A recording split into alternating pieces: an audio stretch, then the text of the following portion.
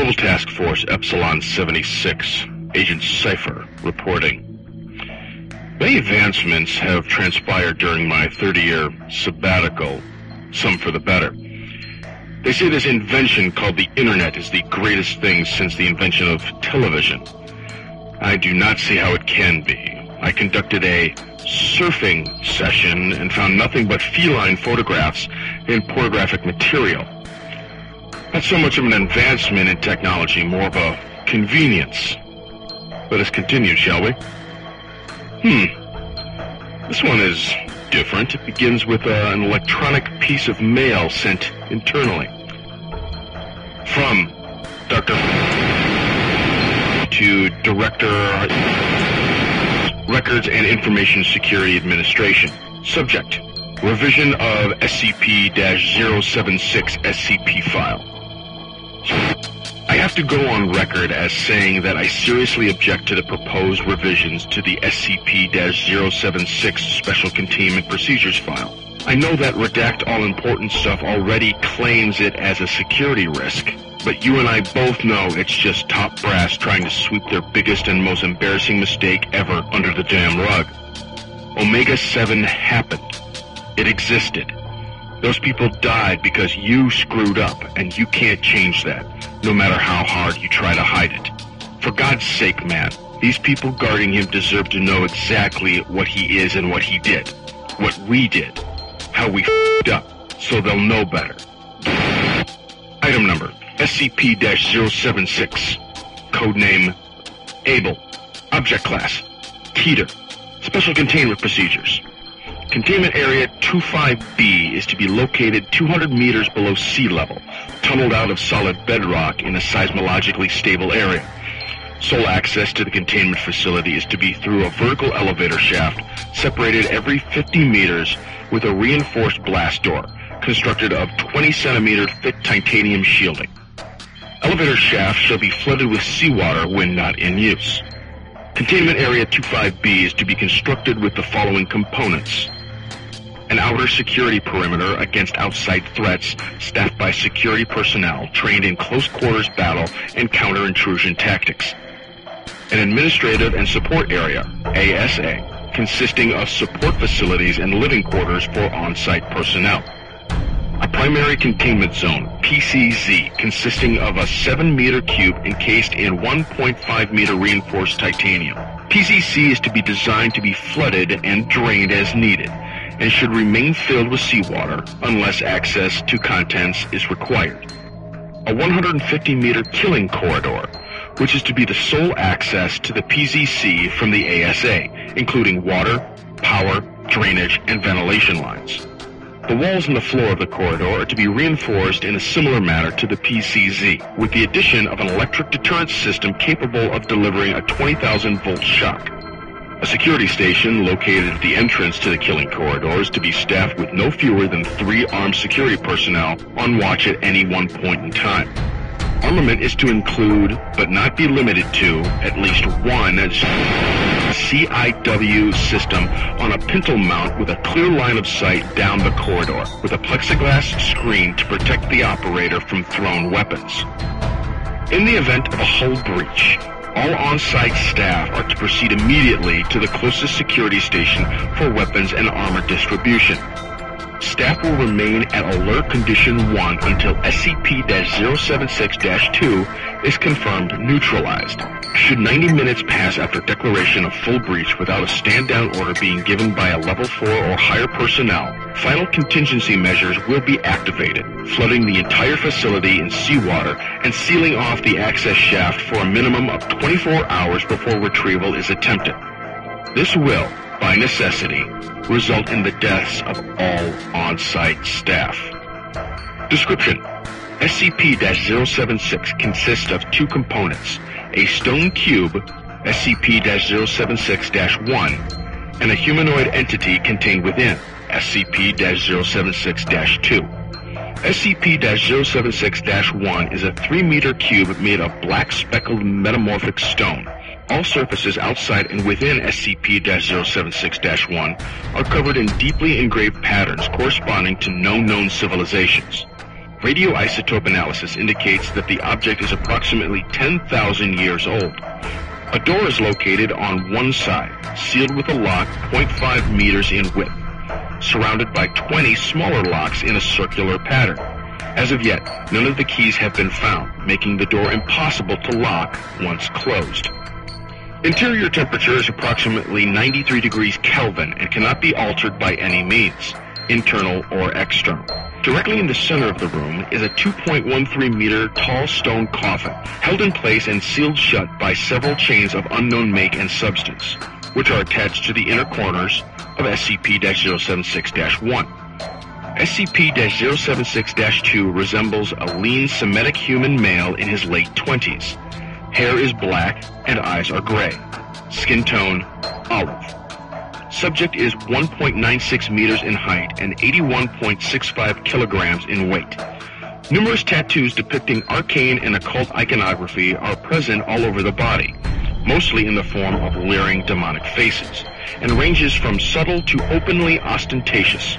Subject, when encased inside SCP-076-1, is technically dead. However, occasionally SCP-076-2 will awaken, effectively reanimating, complete with all vital processes needed to sustain a living human being. Subject will then attempt to leave SCP-076-1. If successful, subject will enter a trance state to seek out the nearest human being, ignoring all other living things in the process. Upon coming into contact with living humans, SCP-076-2 will enter a rage state in which it attempts to engage and kill all human beings encountered.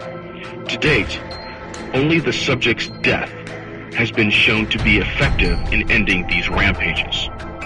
Terminating SCP-076-2 is often problematic due to his significant physical abilities. Subject has superhuman strength and speed, and although not invulnerable, has shown a remarkable ability to ignore pain and shock, pressing on despite what would be debilitating wounds in normal humans. Prior encounters have shown that SCP-076-2 has the ability to, among other things, rip through a reinforced steel security door over the course of 4 minutes of sustained assault, clear over 64 meters of distance in under 3 seconds, take multiple .5 caliber BMG rounds to the head and survive for several minutes to continue killing, despite severe damage to the cerebellum. Swat handgun and assault rifle caliber bullets out of the air with a length of steel rebar. Survive for over 1 hour deprived of oxygen before finally asphyxiating.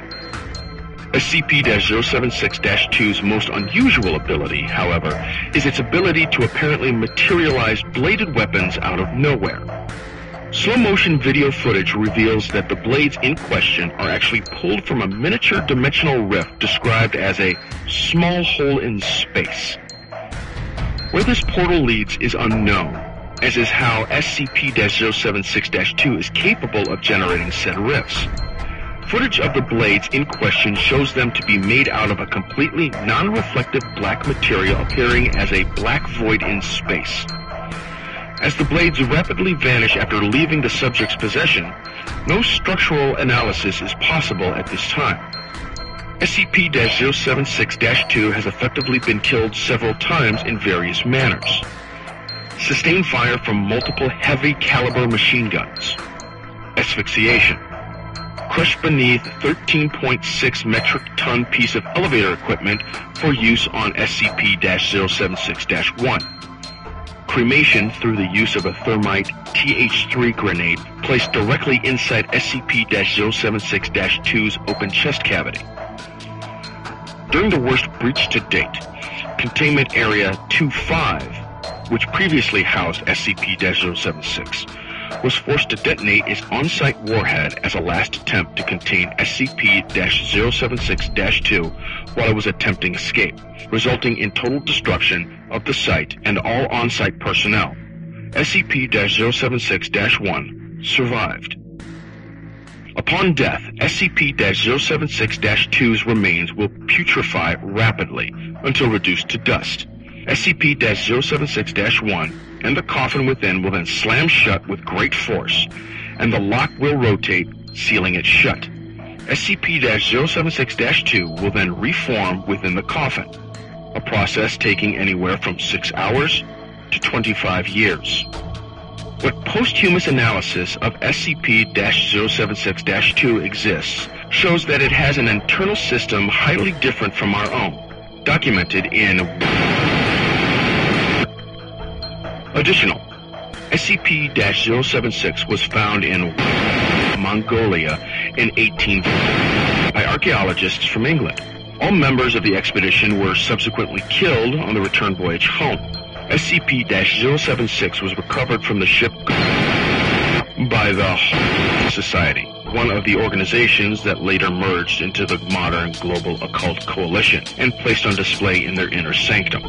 SCP-076 remained in storage for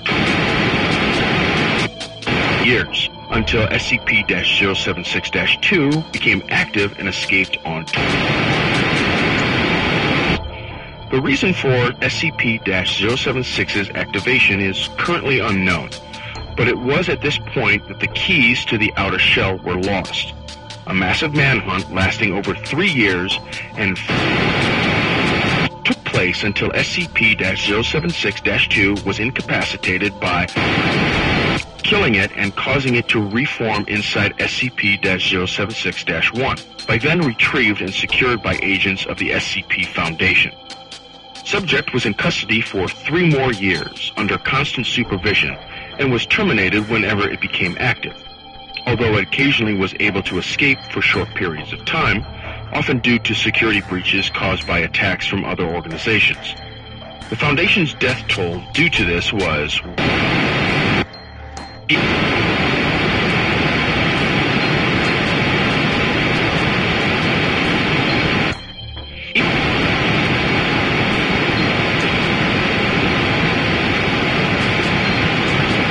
After the last incident, the current procedures regarding SCP-076 were implemented, although they are upgraded regularly with the increase in technological standards. Addendum 076-2, Project Abel, and Mobile Task Force Omega-7. Omega-7? That's my old unit. What the hell happened to them? Maybe this is why those bureaucratic won't be terminated.